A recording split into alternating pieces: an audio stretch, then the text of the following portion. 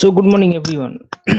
তাহলে আজকে আমরা যেটা করব সেটা হচ্ছে বেসিক্যালি, আচ্ছা কারো কোনো প্রবলেম আছে? কোনো প্রবলেম বলার থাকলে বলতে পারিস। আজকে basically will talk about three things. So first I will talk about, I will give you some example. ওই আগের দিন যে কন্টিনিউটির যে বেসিক তিনটে থিওরেম আমরা পড়লাম, নেবারহুড প্রপার্টি বা বোলজানো থিওরেম বা ইন্টারমিডিয়েট ভ্যালু প্রপার্টি। তো ওই তিনটের উপর কিছু এক্সাম্পল আমি দিতে পারি বা বলতে পারি, তো সেগুলো বলবো। আর তার মধ্যে থেকে যদি কিছু বলার থাকে বলতে পারিস, তোরা কোনো অসুবিধা নেই। তো সো স্টার্ট করার আগে একটা জিনিস বলি, খুব সিম্পল একটা রেজাল্ট। ওই তিনটে the three results which I have talked about, last three results or last three theorems. These three theorems are very important. Okay, so let me begin with a theorem or a simple result. The first one goes like this, that if you have a function f and it is a continuous function,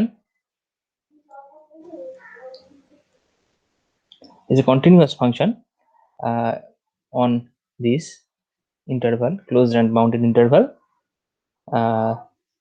if f is a function, continuous function on this type of closed and bounded interval, then this implies f is bounded. So this is a very simple and very good example, very good theorem, and it says that if you have a continuous function on a closed and bounded interval, then that continuous function should be bounded.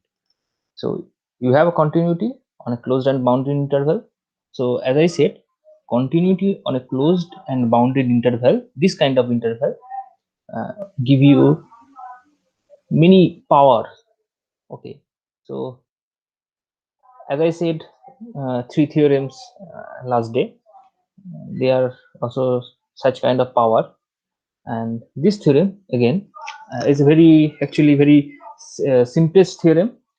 So this theorem again gives you some power. What is the power? Power of a continuity on a closed bounded interval gives you boundedness. So whenever f is a continuous function on a closed and bounded interval, you can say at once that function f is bounded function. So you don't need to prove the theorem, you just get used to this theorem. And for this theorem I can give you a very simple example, like fx equals to x square. This is, I think, one of the simplest functions you can think of. So this is a very simple function, and obviously f is a function from, you can take this region to R. So this is a real valued function. The function f is a real valued, and as you see, I have deliberately taken this interval to be a closed and bounded interval. This a b. So a is equals to basically -1 and b is basically 2. So this function is a continuous function. Why continuous? You know, if it's a polynomial function, as I said, that polynomial function is continuous everywhere. Last day I have talked.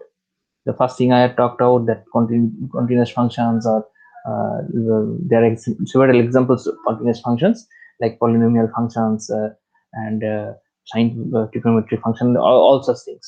So this is a polynomial function and it should be continuous, and it should be continuous for all x.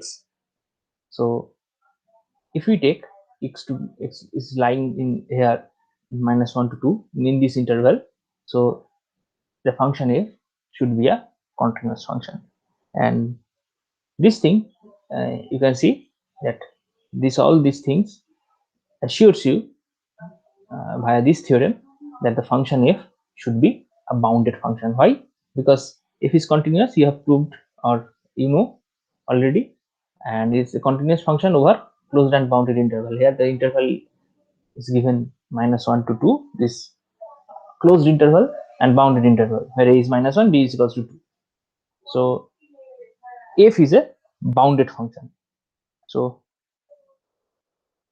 Can you picturize this whole thing? Yes, you can picturize this whole thing. I think I don't know if you know or not, this fx equals to x square, or in short you can say y equals to x square. I think you all know this equation of a parabola. Okay, so this is this kind of parabola. This kind of parabola is the represented by this equation. So x equals to -1 to 2, this region. So if you take, this is -1 and this is 2. So at the point 2, you see this is the line. Okay, and at 1, this is the line. So you see this length and you see this length. So you just avoid all the part lying after -1 and all the parts which are lying after x greater than 2, because we are only interested about the function f, which is lying between -1 to 2, where both a and b, that means -1 and +2, the both points are included. So we are considering the parts of the graph, this only this part, this bolt part, that I am this thing I am only interested. So if you see this part only, we can easily see that this part is a bounded thing. Why bounded? Because all the values of y, that means this length, this perpendicular length from the x-axis, this is the x-axis, all the perpendicular lengths, if you take any point and consider the perpendicular length, and it will give you y. So they all lies between this length,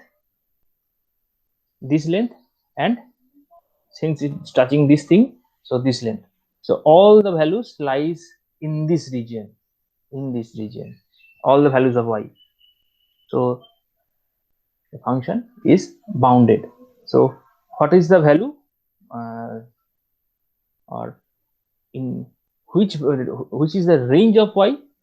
So you can check it easily that at the point -1, this length, is 1, but at this point 0, the length is 0, and actually this is the minimum length, and this is the maximum length, and you can easily see this minimum length is achieved in a point, or at a point which is lying between -1 to 2.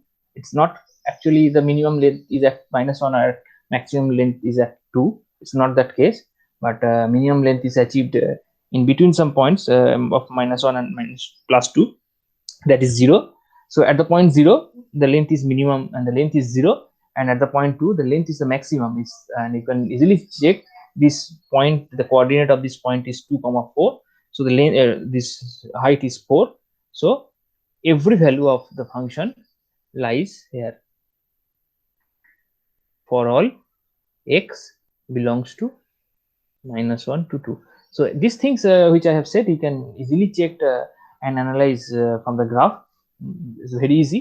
So all the values of the function fx is lying between 0 to 4, where x belongs to this closed and bounded interval. So if you change this interval, somehow the bounds may change, but this bounds will be there. Okay, so whenever you take a continuous function in a closed and bounded interval, the resultant is that f is a bounded function. So this is a very example of such kind of thing. So I think this example is clear to you. So now I move on to another result. So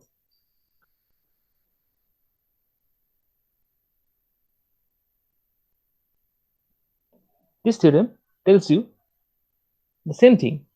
F is a function from closed bounded interval to R, and f is continuous.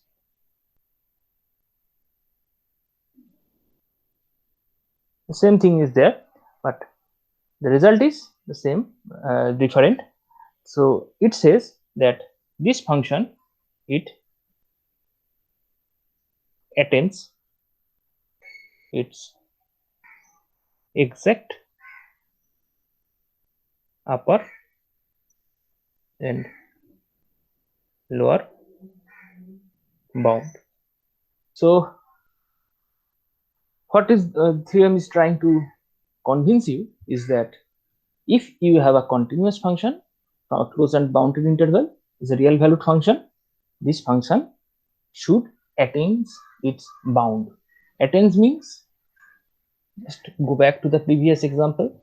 You have a continuous function from a closed and bounded interval to R. So attains means attains its upper and lower bound means if you see this function, and this function is bounded between 0 to 4. So this is the lower bound and this is the upper bound. So it attains its bound. By this we means there exist x1 and x2 in this range -1 to 2 such that if x1 is equals to 0 and if x2 equals to 4. So actually this thing is for actually theorem 2, for theorem 2. It's not for theorem for this theorem, but the result I am talking about is theorem 2. So I am taking example fx square and f is from -1 to 2 to R, and as you see that the value of fx lies here. And what I mean by this thing attains means there are points where the functional value is exactly 0 and there are points where this functional value is exactly this value. So there is x1 where this x1 is lying, x1 should lie in this region, and x2 it also should lie in this region such that if x1 is equals to 0 and if x2 equals to 4, this thing should happen for a continuous function.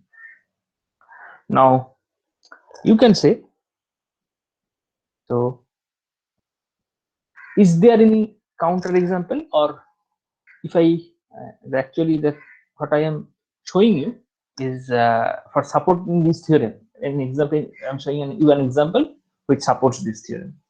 But can you or can I give some example, at least example, which is which is not a function which is not continuous? That means a discontinuous function, and which is not supporting this theorem. So for which this theorem is false. So can we give some example? So obviously I can give you an example. So the example goes here. Take any discontinuous function, any simple discontinuous function in this way, like this function or in this range.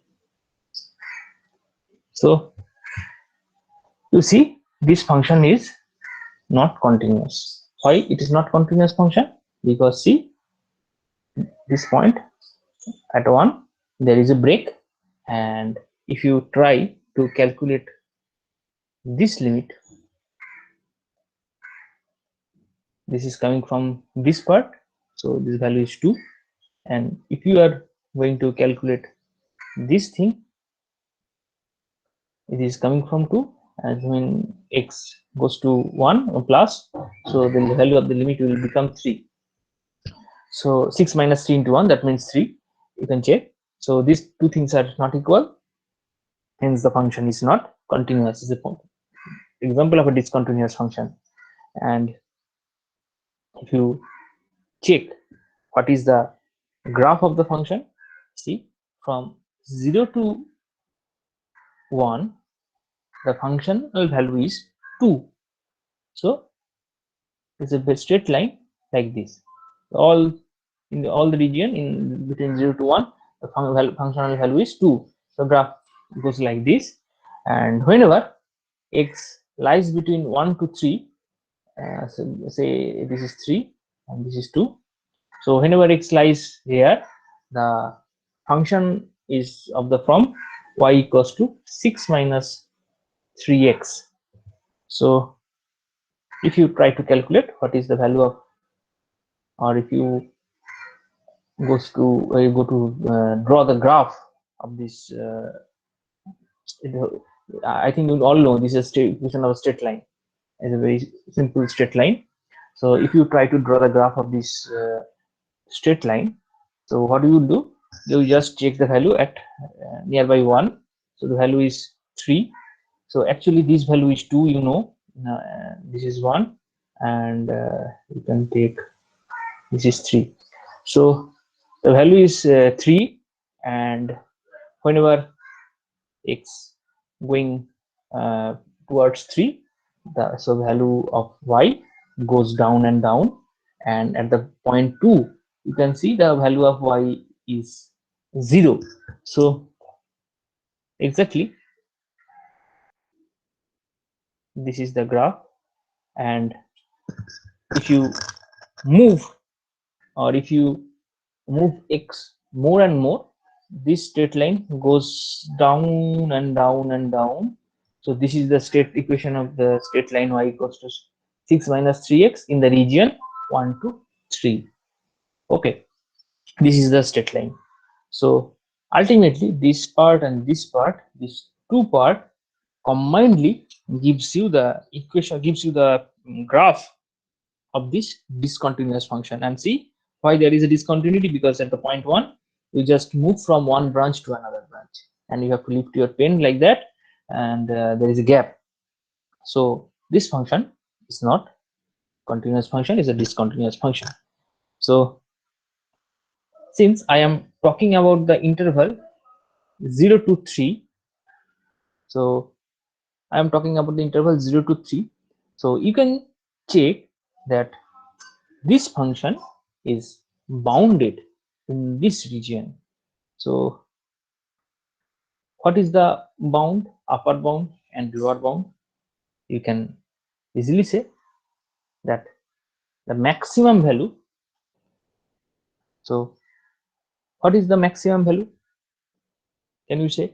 And what is the minimum value? If you see,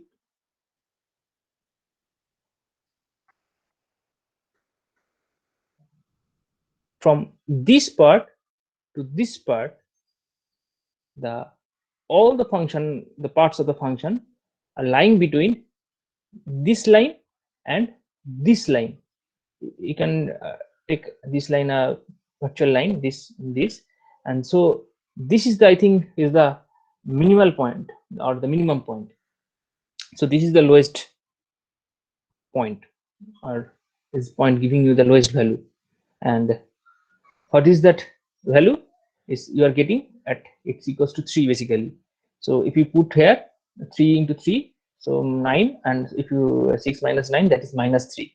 So I guess the minus 3 is the lowest value. And what about the highest value? The highest value is coming, is very near to 1, or if you check, this is actually the highest value, and this value is exactly 3, because I told you that this is the line x equals to 3, and this is the line x equals to minus 3. This is x equals to minus 3, sorry, y equals to minus 3, and this is y equals to 3 line. So all the values of the function is lying in this range, minus 3 to 3. But can you say that this value, so actually the value minus 3, the function is attaining where? At the point x equals to 3. That means f of 3, actually the value is minus 3. But is there any point x1 for which the maximum value is attaining? Can you say? Please check. If is there any point x1 for which the functional value is plus 3, that means this value This is the highest value. But is there any point for which that maximum value is the function is taking? The simple answer is no. Why no? Because you see, this 3 value 3 is coming from this part at x equals to 1, but x equals to 1 is not a part of this branch, because you see there is no equality sign. So x can go very near to 1 but not exactly 1. So this part or this branch is just after 1. It can go very near to 1, but it's not exactly 1. So it can go as near as 3, but it can't reach 3 from this part. So there is a cut there. But at x equals to 1, the value is 2. You see, at x equals to 1, the value is coming from this branch. This is 2, this length. And after 1, the value is coming from this 6 minus 3x. But is not, the value is not exactly 3. It can go very close to 3. It can't be 3 from this, since this branch is defined only for x greater than 1. So you can see that the point 3 or the length 3, the value length is 3. This is the maximum length. You can't take any value or any y which is less than 3 to be an upper bound. Any value which is less than 3 cannot be an upper bound.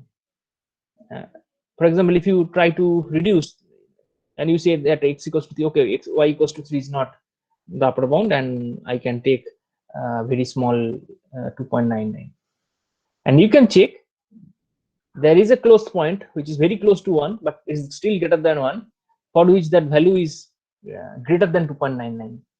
Okay, so for example, if you check this this is 6 minus 3x, so I think you can easily choose a point which is greater than 1 and which is value greater than 2.99. That means you can check for your satisfaction. What you can do, you can do 2.99. So solve this equation and you will find the range of x for which this thing is possible, 6 minus 3x greater than 2.99. So I think you can solve this thing and you will get the answer. So if you take x such value, you will see you can cross this 2.99. So I think whatever value of y less than 3 you take, you can cross that value if you move further towards from the positive side of 1. Okay, so anything or any value less than 3 cannot be an upper bound. So exactly 3 is the upper bound, but there is no point which can take the value 3. So that's why you see this results or this example of discontinuous function for which the theorem is not satisfied. So this discontinuous functions does not satisfy the theorem. So it's a very good example. Okay, I think you all have understood this, or if not, then please tell me. I'll understand you again. No problem. But I think it's a very simple problem. So okay, and another, and as I said that if you have any continuous function, and it's another theorem. So I think it was intermediate value property, that if you have a continuous function on a closed and bounded interval with the value of the function at the endpoints are not equal, then the function attains every value between fa and fb at least once in the interval. So this was the intermediate value property, and there was another theorem like Bolzano theorem, where I think you have read that fa and fb are opposite signs, then there is a point c where is the value of the function is 0. So this kinds of theorem of continuous function on a closed and bounded interval actually are very important for your syllabus and exam purpose also. And you will do some problems from intermediate value property, like I'll give you some problems from exercise also. So for example, I can tell you this function fx equals to sine x. So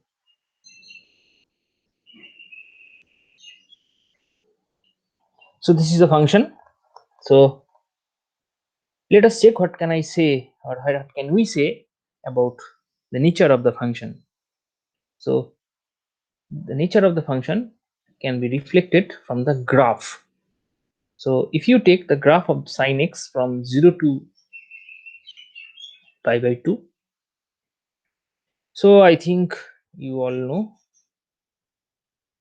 this is the graph of sine x, where at the point 0 value is 0, and sorry, this is pi, but pi by 2, and this is pi by 2.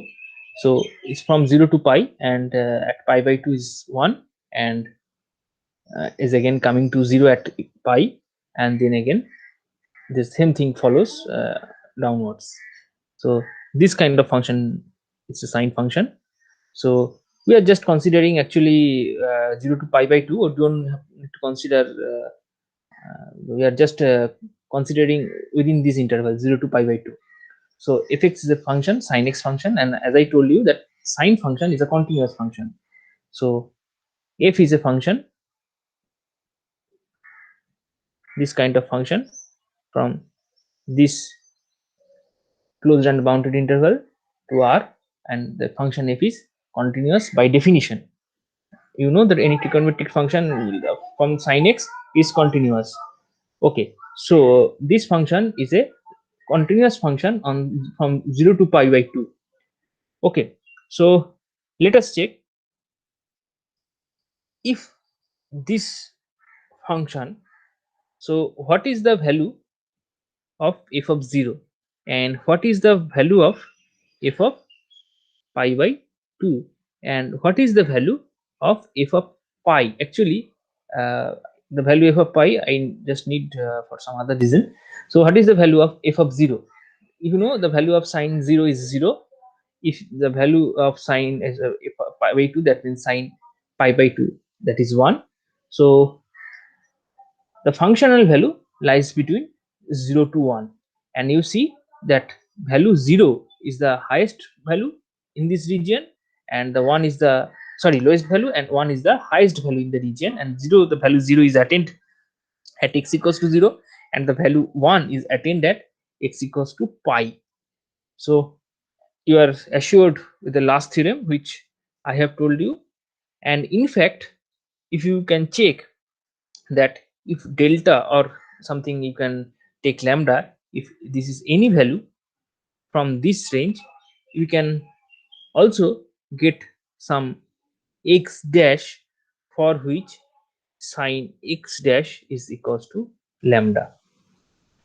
That means between highest value and lowest value, or between lowest value and highest value, all the values, if you take in, or if you take any value, that value is attained by a point in between, or which is lying in the given closed and bounded interval. That means if you take, or if this 0 is the lowest value and this is the highest value, so all the values between 0 and 1, all the values between 0 and 1 is attained. So that I have written in this way, that if lambda is a value, any value between 0, what is 0? 0 is that this maximum value. Okay, and what is 1? 1 is this, sorry, I'm saying the wrong way. This 0 is the minimum value and 1 is the highest value. So delta is any value which is lying between 0 to 1. It can be 0 0.5, 0 0.3, it can be anything. So for this delta, if delta is any value between 0 to 1, then there is a x dash which is lying between 0 to pi by 2, for which sine of that x dash is equal to delta.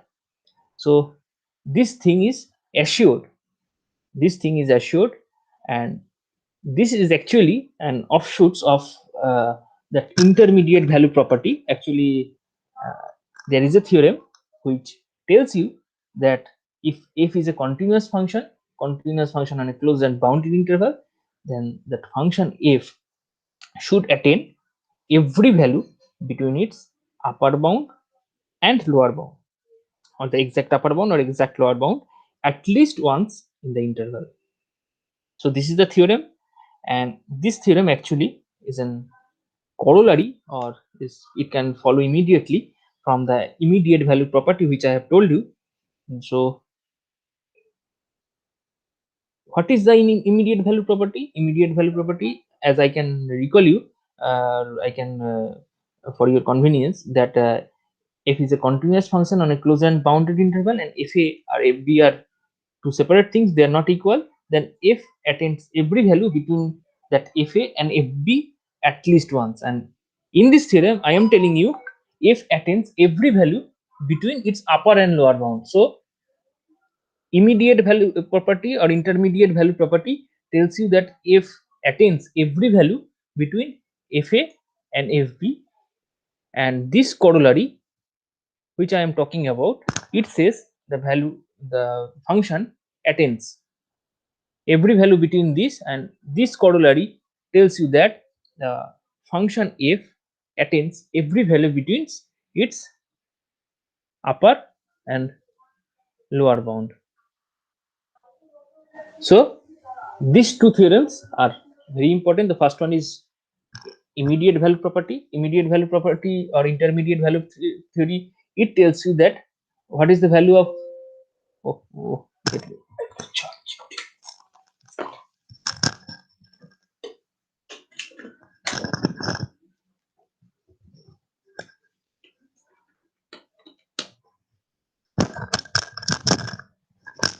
Okay, so immediate value property or intermediate value property tells you that for this function, if attains all the values between fa, that means 0, and fb, that means 1. So, and what the corollary says, that if attains every value between its upper and lower bound. So again you see the upper and lower bound is again this 0 and 1 itself, but for some other functions this upper and lower bound may not come from the endpoints. As you see, there are functions like this type of functions. For this type of function, you can see that upper bound and lower bound, this you can see this upper bound is coming from the endpoint, but the lower point bound is coming from some middle point. It's not that endpoint. So but for this example which I am taking, or this sine function, for this function, this immediate value property and the corollary which I am talking about, these two things are same, because this upper bound is coming from here and the lower bound is coming from here. So these two things are same. Okay, so this is a theorem, or this is example of immediate value property.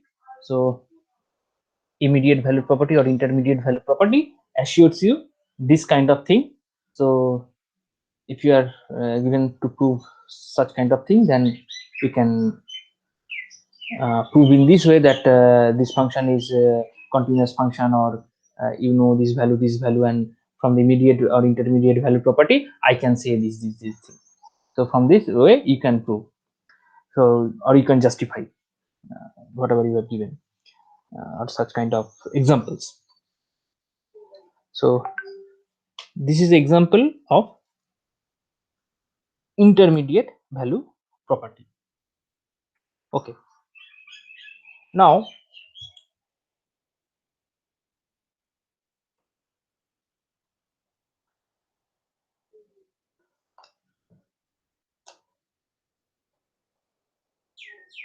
I can discuss uh, one problem with you.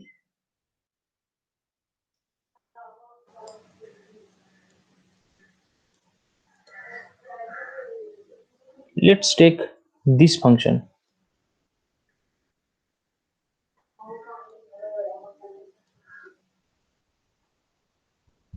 and the task is, does this equation have a root?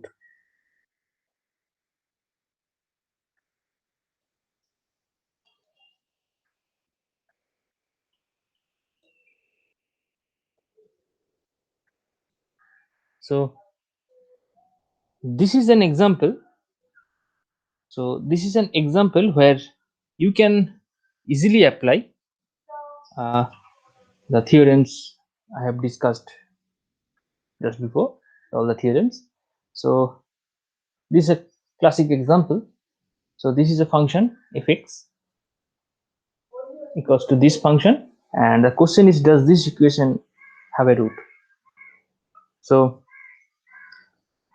what can you say about this thing? So I am doing this problem for you, and I will give exercise for you to complete other problems. So let's proceed, or see what we can do with this type of problem. So for this type of problem, we actually use this immediate or intermediate value property. So you see, you have given a function only, so there is no region. So if you try to remember that in the intermediate or immediate value property, we do need something like a continuous function, number two, closed and bounded interval. This kind of thing we need, and then we will need some other things like if a not equals to fb or such kind of thing. So these are the prerequisites, the primary need. So if you see that function f is continuous everywhere, it's no point of checking a particular region, because sine function is continuous for all x, and this part is again a polynomial function. Also, you know, the polynomial function is continuous for all x. So now you are adding two continuous function, and the resultant is another continuous function. So the whole thing is become continuous. So f is a continuous function. So it's a very simple to prove. Now you have to be clever to choose the interval, the closed and bounded interval AB. Or what type of interval are you going to take? This interval, the choice of interval is tricky. So if you choose this interval in different way, you have to do the problem in different ways. So, you have to be clever enough to choose this A and B, so that this problem is can be simplified. So otherwise it will be difficulty. So the simplest and the very simple choice, or you can say the simplest choice, is to take a is equals to 0. So you can at once check what is the value of f of 0. Obviously this is 1, and if you choose what is the value of b, I can assure you this b can be anything which is a multiple of pi by 2. So the problems are given in this way. You have to, as I said, you have to be clever enough to choose. B can be anything like pi by 2 or 2 pi by 2, and for this you can check what is the value of the function fx. So I think if you choose this task I leave for you, that if I choose b is equals to pi by 2 or b equals to pi, what are the problems? So is there any problem, or we can do this problem also by taking b equals to pi by 2 or b equals to pi? So this thing I am leaving for you. You should check, and I am telling you just for the moment that b is equals to 3 pi by 2, and if 3 pi by 2, if you take the thing will be, if you check, the value of sine x is sine 3 pi by 2 and minus 3 pi by 2 plus 1.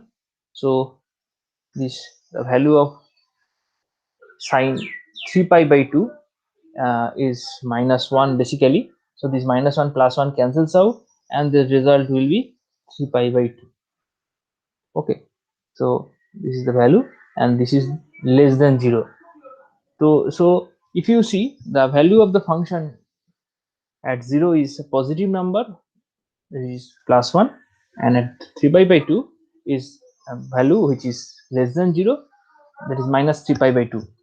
So you see, the functional value at a is greater than 0, and at f of b this is less than 0. So, and also if a and if b are different, that is a separate thing, but we don't need that. So as I said, if you remember the Bolzano theorem, as I said the last day, if is a continuous function from closed boundary interval. So what is the closed and boundary interval? This is ab, that is 0 to 3 pi by 2. This is the closed and bounded interval. The function is a continuous function in the closed and bounded interval, and if a is greater than 0, if b is less than 0. So what but Bolzano's theorem tells you, that Bolzano theorem tells you that there is a point c at which the functional value is 0, where the point c lies in this region, in that c is a value between 0 to 3 pi by 2. That thing is assured by Bolzano's theorem. So you see, what is meant by f of c is equals to 0? F of c is equals to 0 means c is a root of this equation. So this thing, f of c is equals to 0, that means this, that c is the root of this equation. So via Bolzano's theorem, you can assure that this function has a, or this equation has a root.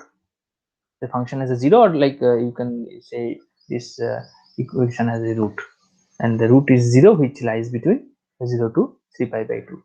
So this is a classic example of Bolzano's theorem, and you can also try that when if you can take if you take, just take if b equals to pi by 2 or if b equals to pi.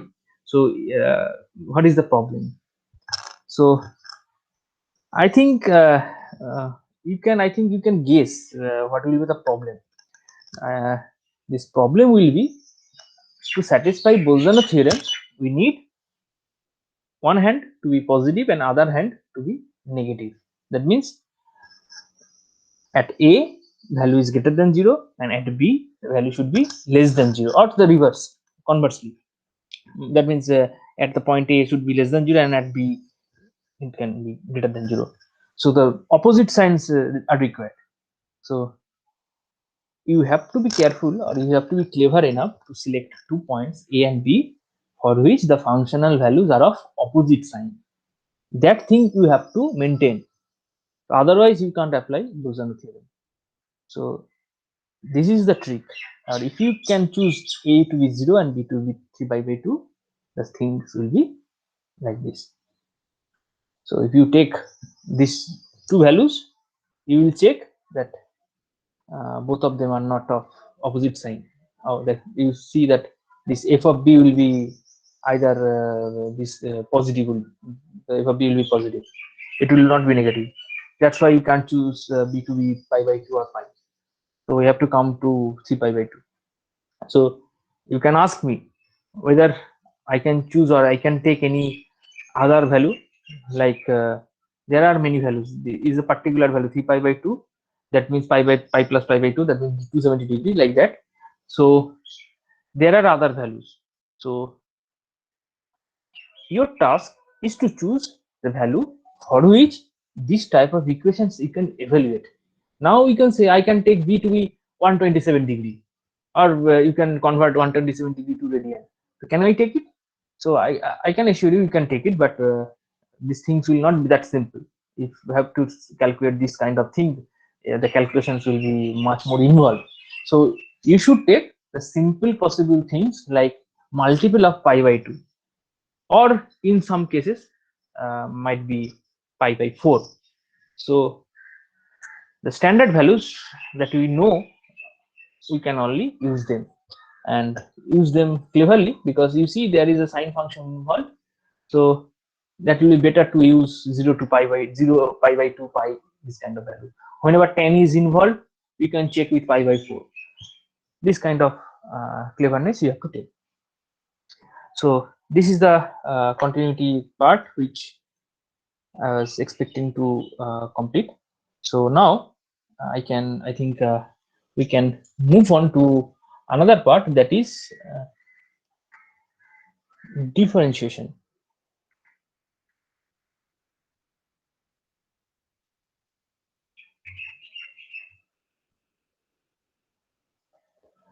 So I guess the part differentiation is you are familiar with, or you have done a lot of differentiation in your class 11 or 12. So the basic idea is very simple.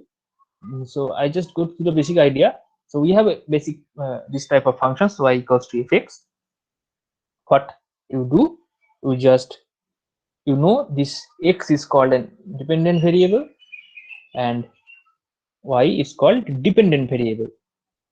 So what you do, you just increase this independent variable a little bit. This little bit is called delta x, and for this increase of independent variable, let's assume what is the increment of, or what is the increment of this value y, this called delta y. This is the increment, that means y goes to this value. So you know y equals to fx. Now since you are increasing the whole thing, so the increment delta y will be nothing but this thing, sorry, delta x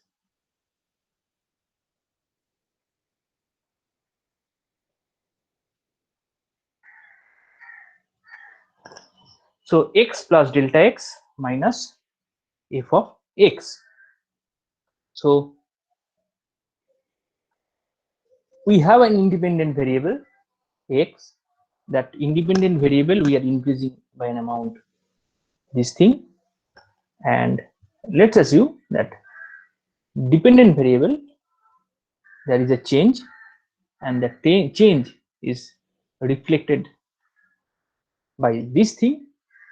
So what is the change of this dependent variable? So the change is nothing but, since this dependent variable and independent variable is connected by this relation, so the initial value was fx and the changed value is x plus delta x. So if you subtract from this thing, you subtract this thing, f of x plus delta x, from this thing you are subtracting f of x. This value gives you the change of the dependent variable, that is represented by delta y. So now what you are doing, you just consider this ratio. So you are checking the ratio, that is change of the dependent variable, this thing, with respect to the change of the independent variable. This ratio you are considering. So this ratio is nothing but x plus delta x minus fx divided by delta x. So this is the basic idea behind differentiation, that is you are considering the change of the dependent variable with respect to the change of the independent variable, and that things comes out to be this thing. So actually this is we called actually the average increment of this dependent variable. So in the limiting sense, whenever we talk about limit, and actually we learned a lot of things about limit.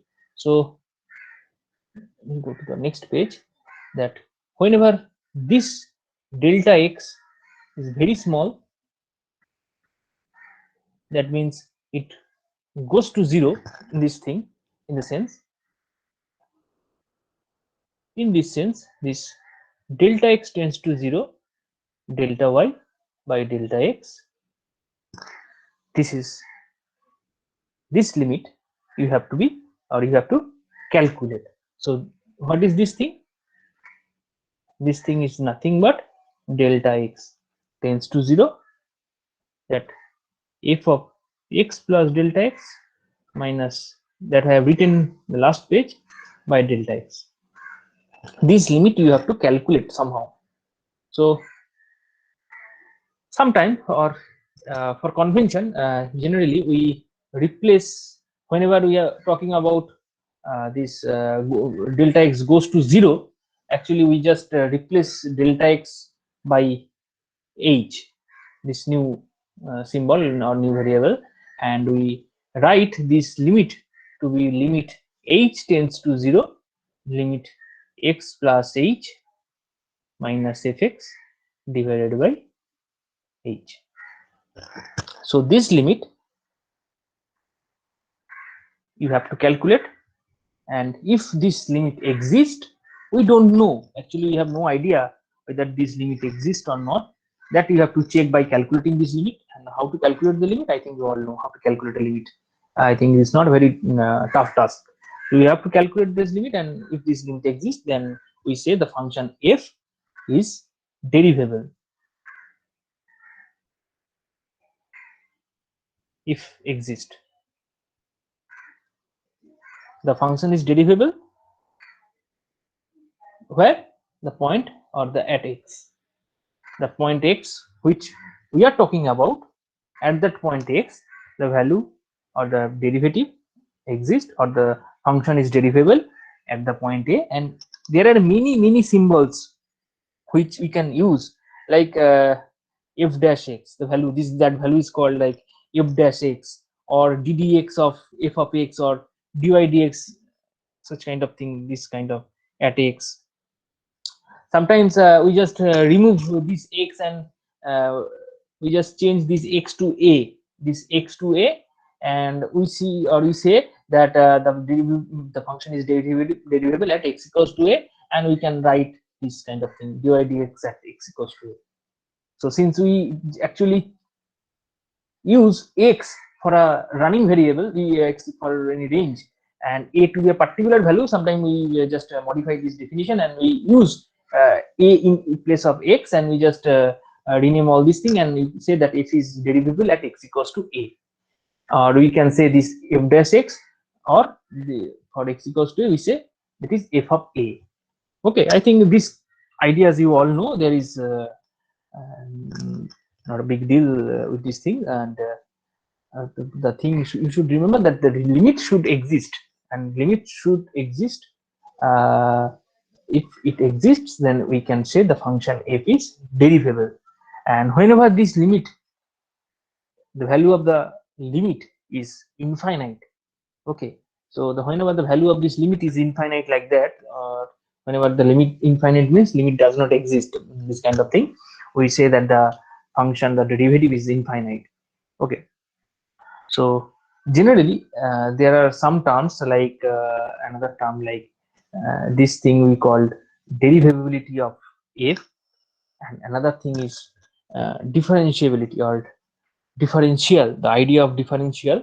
So whenever you see this idea like differential coefficient, or sorry, the differentiability, such kind of thing, you just note that this derivable and function should be derivable, and the derivable value, the value of the derivative, should be finite, and by these two things, I'll just write here. Let me write. So as I want to say that differentiable means derivable plus finite derivative, finite limit. So if the limit was finite, the limit which I have talked about, if the limit is finite, in that case this derivable with finite limit is called differentiable. And you know, a function is differentiable. As you see, if a function y equals to fx, the function a function is differentiable if the increment of this dependent variable can be expressed in this way,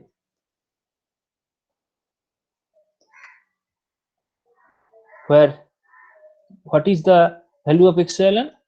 Epsilon is a value between 0 to 1, and epsilon should tends to 0 as delta x tends to 0. So if you you can show that this kind of relation holds, then a function y equals to fx is called differentiable at the point if which are considering that x equals to a or like that. So if this holds, the function is called differentiable, and this part is called differential of y at x. Okay, and generally this part is also written in this way, df, okay, or dy in this way. That means dy equals to a delta x. This part is written in this way, and generally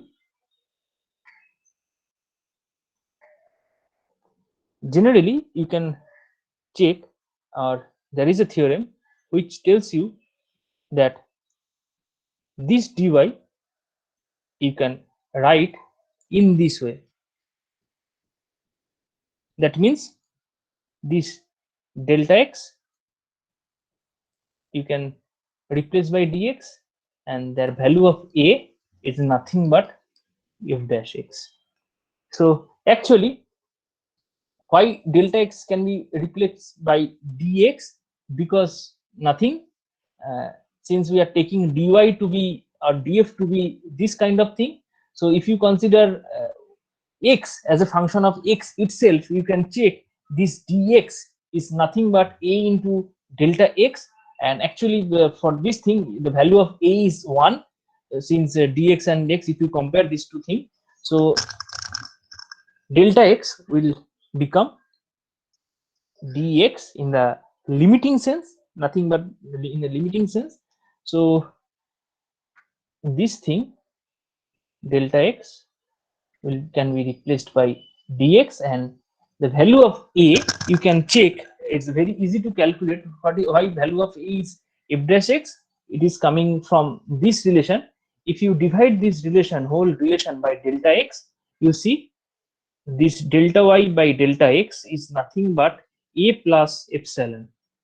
So now if you take delta x to be, or delta x tends to 0, this part is nothing but the definition of derivative, that is f dash x, and you know epsilon goes to 0 because I told you that epsilon tends to 0 as delta x goes to 0.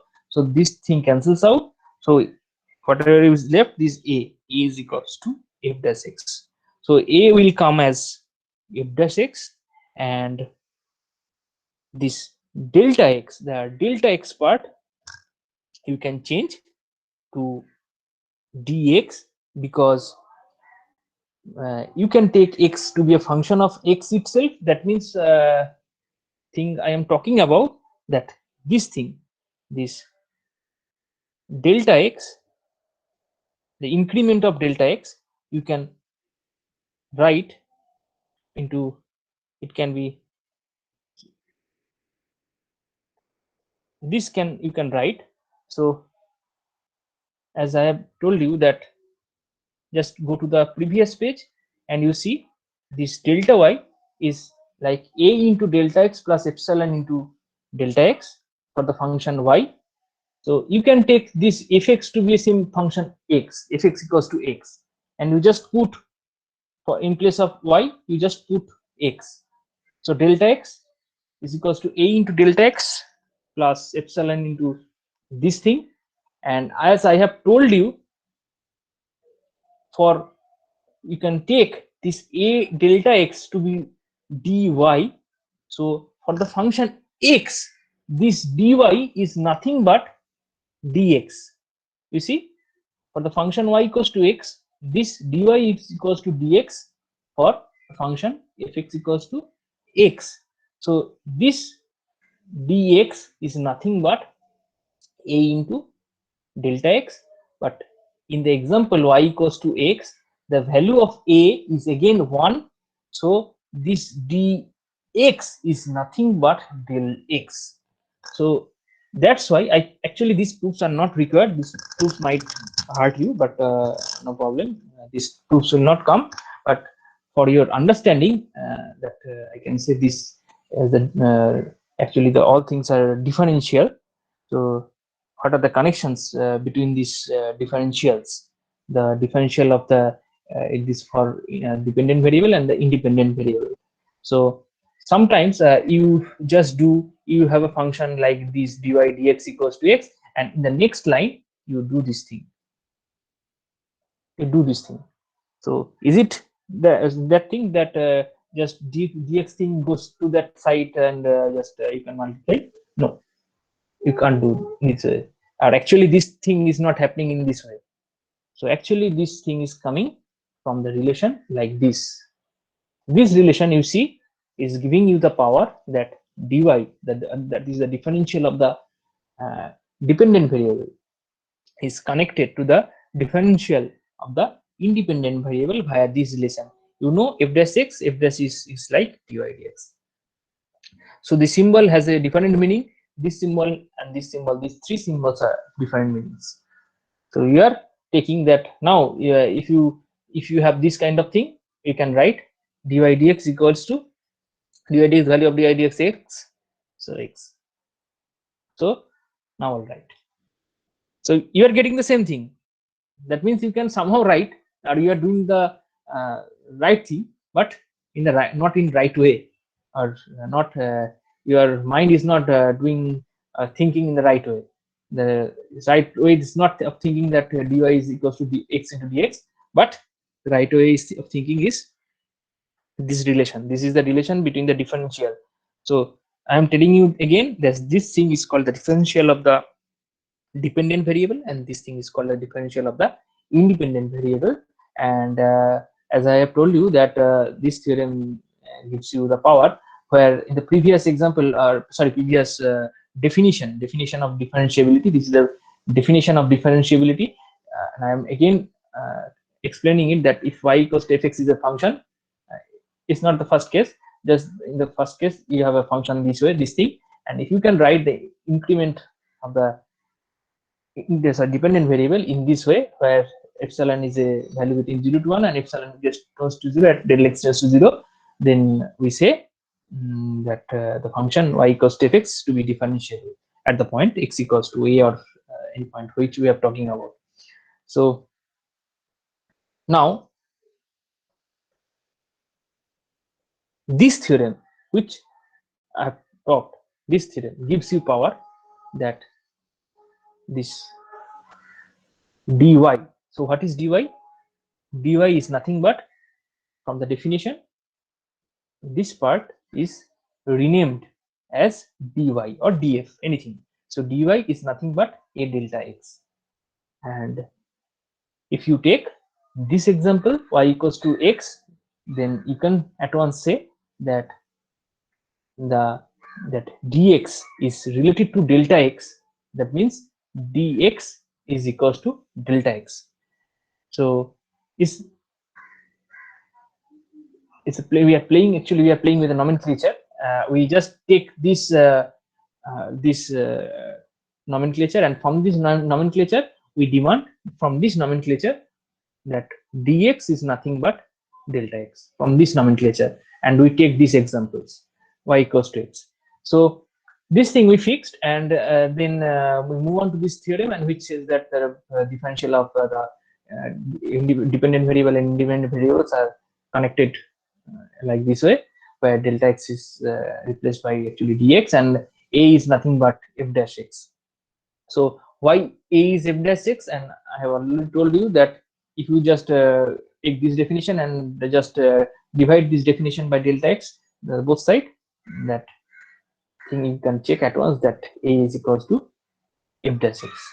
And again, I can show you another thing, that why the value of a, or this a is not there in dx equals to delta x, because the value of a is actually 1 here in this case, because you can see that what is a is nothing but f dash x, and for this function y equals to x, or f dash x, if x equals to x, what is f dash x is nothing but 1, you know. So a equals to 1. So for this function y equals to x, dx equals to a into delta x, and since the value of a is 1, so dx equals to del x. So this thing, or this nomenclature we should take, and through this nomenclature dy becomes f dash x dx. So it's not delta x, but it is dx. So this is a very powerful theorem which connects the differential of independent and dependent variables, and through this you are using this theorem all times, but you actually don't have any idea, maybe you don't have any idea of this theorem which are working behind this kind of sums that you do. So your task is to something, maybe some problems come where you have to do such kind of differentiation. That means you have to do or perform such kind of check, such kind of limits for some functions, and you have to say what is the value of, or what is the derivative of some functions. And actually you have some very list of functions for which the some common functions for which the derivatives are very well known and you can use everywhere. There are a list of certain trigonometric functions like sine x to cos x, or cos x to minus sine. It's like those things. Tan x, derivative of tan x square x, those things, the whole list. And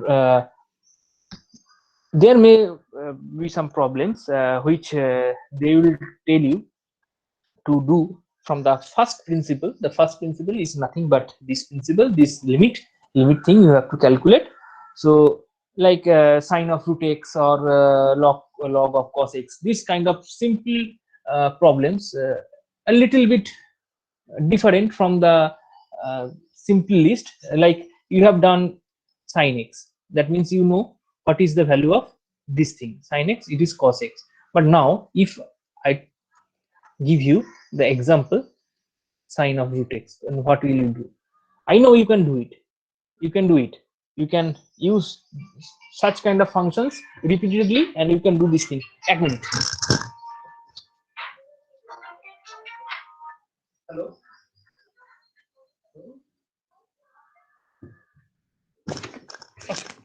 So I think you can do uh, another way, that sine of root x, it will come cos of root x, and you will do another derivative of this root thing, and you just multiply this thing. In this way you can do, but problems may come that you have to do or perform this kind of problems from the first principle. That means you have to calculate the limit, or you have to do the limit thing. So this type of problems you should practice, and it can come in your exam. So except from this, I think the part of successive differentiations, I think covered by Sir. So apart from this, from limit, continuity, and differentiation, I do have a small part that I'm not going or taking today. That part is mean value theorems. 3 mean value theorems are there. So I will talk, I think, next day about 3 mean value theorems. And then if possible, I will talk about the last part, that is Taylor's theorem.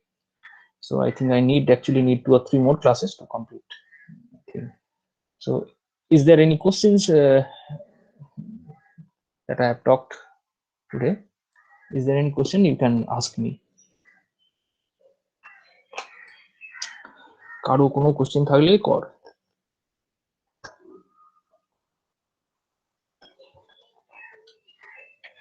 Problem যেগুলো আছে আমি দিয়ে দেবো, কিছু problem করার মতো এখানে question ইয়ে থেকে, চ্যাপ্টার থেকে। So apart from those problems, আজকে যেটুকুনি পড়ালাম সেটুকুনির মধ্যে যদি কারোর কিছু বলার থাকে বলতে পারিস।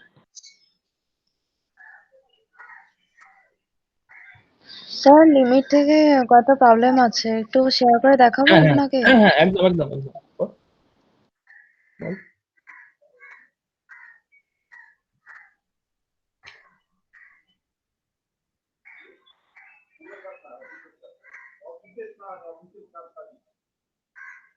হ্যাঁ বল, তাহলে বল প্রথম প্রবলেমটার সমস্যা কি আমি বল, আমরা ডিসকাস করি।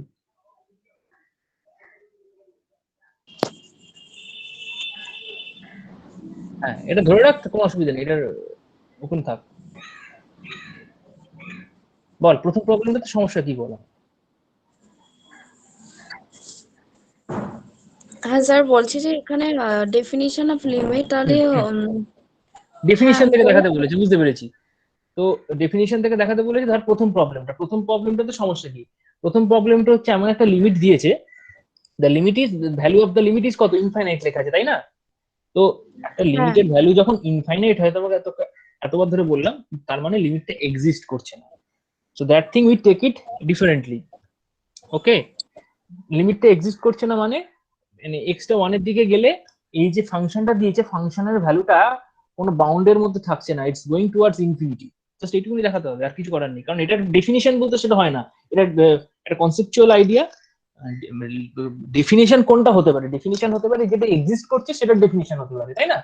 যেটা এক্সিস্টই করছে না, ইনফাইনাইট মানে এক্সিস্ট করছে না, সেটার ডেফিনিশন এক্স্যাক্টলি নয়, সেটার একটা কনসেপচুয়াল আইডিয়া হচ্ছে whenever x tends to 1, the function, যে ফাংশনটা দেওয়া আছে তার যে লিমিটিং ভ্যালুটা, সেই ভ্যালুটা বা ফাংশনটা বাউন্ডেড নয়, সহজ কথায় it's going towards large value, এটাই দেখিয়ে দিবি। তো সিম্পল জিনিস, এক্স একের দিকে যাচ্ছে, তার মানে 1 - এটা is going towards very very small number, আর 1 একটা স্মল নাম্বার কি হয়, it's going towards large number. মানে you can take any number g and you can show that the value can take a larger value than g. এটি point, এটি তোকে describe করে লিখতে হবে, আর কিছু করার নেই। প্রথমটা বোঝা গেছে, দেখ এটা অঙ্ক করার কিছু নেই, ডেসক্রাইব করে লিখতে হবে কথা হলো। এই ফাংশনটা যে বাউন্ডেড হচ্ছে না এবং it's going taking large and large value, এটা তোকে বোঝাতে হবে লিমিট দেখিয়ে। বুঝতে পেরেছিস? হ্যাঁ স্যার। হ্যাঁ হ্যাঁ বুঝেছি। হ্যাঁ তারপর একটা বল, তারপর একটা কি প্রবলেম। হ্যাঁ, পরেরটা পরেরটা একটু বলে দিন। হ্যাঁ পরেরটা বল, কি প্রবলেম, কেন হচ্ছে না আমাকে বল, সমস্যা কোথায়। এটা তো বলছি ডেফিনিশন, পরেরটা, এটা তো হ্যাঁ ডেফিনিশন থেকে দেখাতে হবে। পরেরটা, হ্যাঁ বল। ডেফিনিশনের মতোই করে কি লিখতে হবে হ্যাঁ নাকি? ডেফিনিশন থেকে যখনই করবি তখন প্রথমে একটা এপসাইলন নিতে হবে, চুজ করতে হবে এপসাইলন কিছু একটা। তো চুজ করলি, এবার তোকে এটা জিরো দেখাতে বলেছে, জিরো দেখানো মানে দিস x - 2 হোল স্কোয়ার, এই সাইন যা আছে এই গোটা জিনিসটা -0 এর মডুলাসটা is less than epsilon whenever ওই x ইজ গোয়িং টুয়ার্ডস 2, তার মানে হচ্ছে x - 2 এটা একটা নেভারহুডের মধ্যে থাকবে, বা x - 2 is less then delta, ওই ডেল্টাটা তোকে খুঁজে বের করতে হবে। এখন এই জিনিসটা x - 2 হোল স্কোয়ার, আমি লেখাটা দেখাই বোর্ডটা, নালে হবে না। তুই রাখ তোর কোনো অসুবিধা নেই, তুই রেখে দে তোকে স্টপ করতে হবে। আচ্ছা তুই স্টপ করলে বোধহয় আমার এটা দেখা যাবে না আমাদের, নাকি সমস্যা। আচ্ছা দাঁড়া তাহলে আমি দেখ-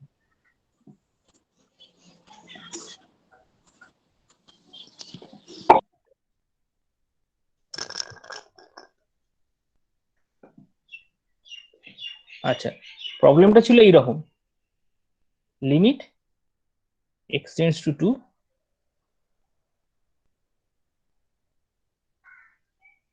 সাইন অফ কি ছিল রে? Sine cube.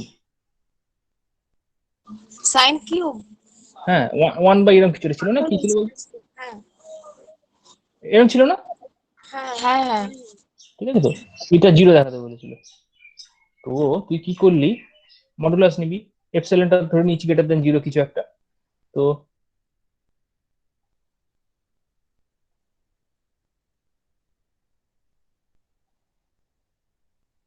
এটা লেস দেন এপসিলন হতে হবে। এটা কোথা থেকে পাওয়া যাচ্ছে? এই যে 0, এটা তো বাদ চলে গেল, ছাড়, এটা গেটে -0 আর কিছুই রইলো না।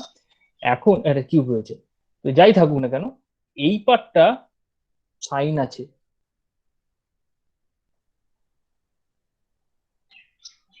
সাইন থাকা মানে খুব সহজ, যে এটা সাইনের value less than equals to 1 সবসময়। এই ভ্যালুটা লেস দেন ইকুয়ালস টু 1। সুতরাং এটা যদি লেস দেন এপসাইলন হয়, এই অংশটা, এটার সাথে যদি সাইন ফাংশনটা গুণ করি, সাইন কিউব, তাহলেও লেস দেন এপসাইলন হবে। আমি কিন্তু উল্টো করে বলছি, এইটা হলে এইটা বলছি না, আমি বলছি এটা হলে এটা।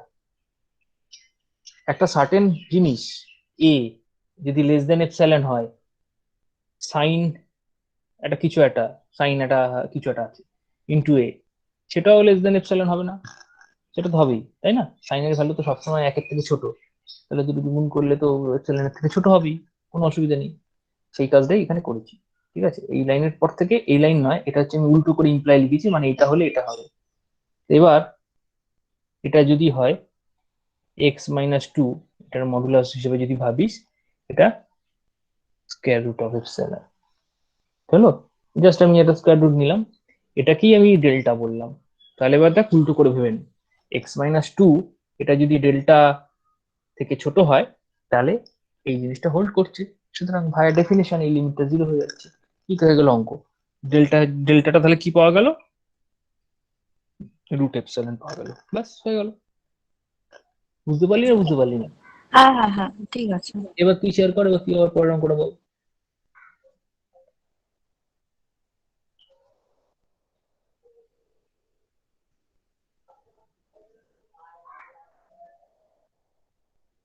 শেয়ার কর।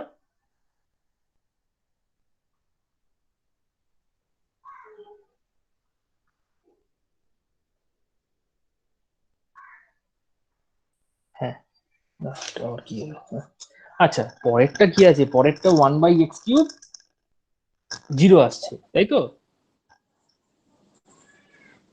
1/x³ limit x tends to infinity is equals to 0। এটা হচ্ছে limit at infinite. Limit at ইনফাইনাইটের ডেফিনিশনটা আমি বলেছিলাম তো। লিমিট অ্যাট ইনফাইনাইটের ডেফিনিশন কি বলেছিলাম? x tends to infinity. এটাকে আমরা কিভাবে ট্যাকেল করব? আমি একদিন পড়ালাম না, আগের দিন বোধহয়। লিমিটের ভ্যালুটা ইনফাইনাইট মানে কি, আর লিমিট অ্যাট ইনফাইনাইট মানে কি, দুটো জিনিসের আলাদা করে বোঝালাম তোদেরকে। যে প্রথমটা, ওই প্রথম যে প্রবলেমটা তুই লিখেছিস, লিমিট এক্স টেন্ডস টু 1, ওইটা ছিল হচ্ছে এমন একটা জিনিস, ওটা হচ্ছে লিমিটটা হচ্ছে ইনফাইনাইট, ওটা হচ্ছে এক্সিস্টেন্স নেই, ওটা একটা কনসেপচুয়াল জিনিস। আর 3 নম্বর প্রবলেমটা যেটা, সেটা অরিজিনাল ব্যাপার, ওটা ডেফিনিশনটাই ওটা, মানে এক্স টেন্ডস টু ইনফিনিটি হলে আমরা কিভাবে ট্যাকেল করব, এই যে ওই জিনিসটাকে কিভাবে ওর মধ্যে ইন্ট্রোডিউস করব। আমি তখন বলেছিলাম একটা লার্জ নাম্বার জি বলে কিছু একটা নেবো, যে ওই 1/x³ ওই যে ফাংশনটা আছে, ফাংশনটা ওই 1/x³ আর ভ্যালুটা কি, লিমিটেড ভ্যালুটা 0, ওই জিনিসটা লেস দেন এপসাইলন দেখাবো যখন ওই এক্স এর ভ্যালুটা ওই জি এর পরে যত হবে ভ্যালু নিচ্ছে, তারপর থেকে যে যে এপসাইলনটা আমরা চুজ করেছি, যে ভ্যালুটা, সেই এপসাইলনের থেকেও ওই 1/x³ -0, এই ডিফারেন্সটা এপসাইলনের থেকেও ছোট হয়ে যাবে। এক্স এর ভ্যালুটা যখন ওই জি এর একটা সার্টেন একটা জায়গা পাবো, ওই জি এর পর থেকে থাকবে।